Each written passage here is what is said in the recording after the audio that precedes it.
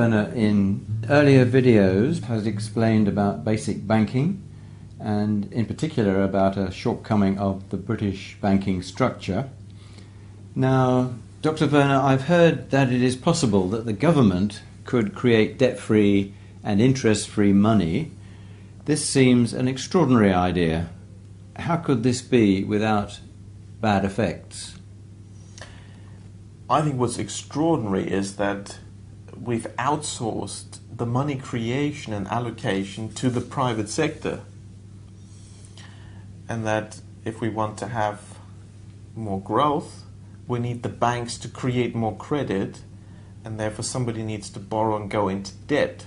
So more growth requires more debt. I think that's really the extraordinary thing, that we have such a strange and inefficient system of money supply. And it doesn't have to be like this?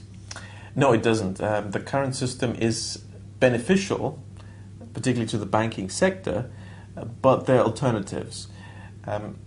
It's obvious that the current system is beneficial to the banks because they have such a pivotal role in the economy. They're allowed to create the money supply and allocate it, so they have all these allocation decisions. And they create interest, charge interest. And they charge interest for it. So, and of course interest compounds. It's a mathematical exponential formula where soon you will have to repay not just what you borrowed with a bit of a fee, but actually twice as much as you borrowed or a multiple of what you borrowed. Right. So compounding interest places a big burden on society. Right, yes. I looked up a mortgage calculator on the web, and for a 26-year mortgage at 6%, you pay back as much in interest over that period as you do the original loan you had. Right, so you can see that this is quite attractive for banks because they receive this interest and they're very profitable. We know the bank sector is very profitable. So the current system is, of course, how banks like to run the show. But really, it's an extracting mechanism where the financial sector, the banking sector, is extracting resources from the economy. And really, what is the value added by banks? We're always told, oh, they increase efficiency in the economy, but well, they don't produce anything. And the alternative ways of actually more efficiently allocating finance and funding.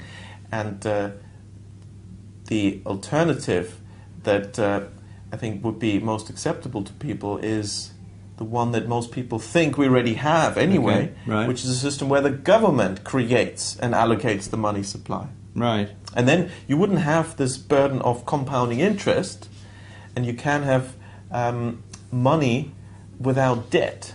You can expand the money supply without debt. All this is possible. In fact, has happened in history. It's been done in the past. Right. In our current economic crisis, the government is having to take account of the huge amount of debt from past governments' policies. A lot of people are suffering from the cuts that are required. But this might change in future if debt did not arise. Is this a possibility?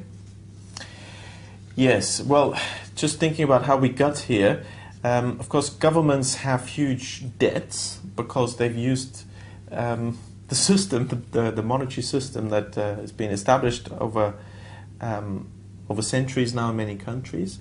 And so governments think, many politicians think that governments need to borrow and get indebted in order to fund government expenditure.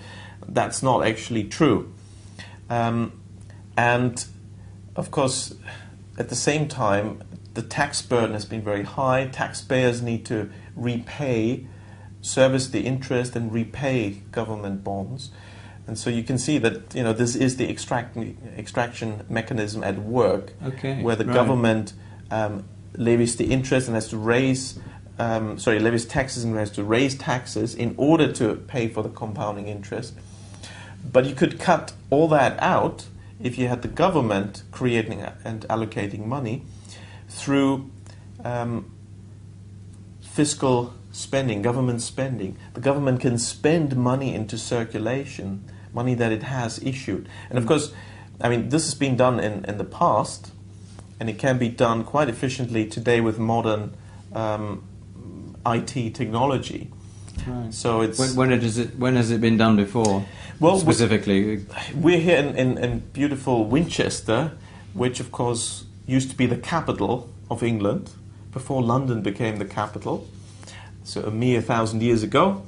In fact, it was in Winchester when the government, of course, was here. That means the treasury was here as well. And in the 12th century, roughly, the government figured out a way of adding to the money supply without creating the problems of compounding interest for the government. The government issued government money. This was in the form of tally sticks, which is an ancient, almost prehistoric form of money.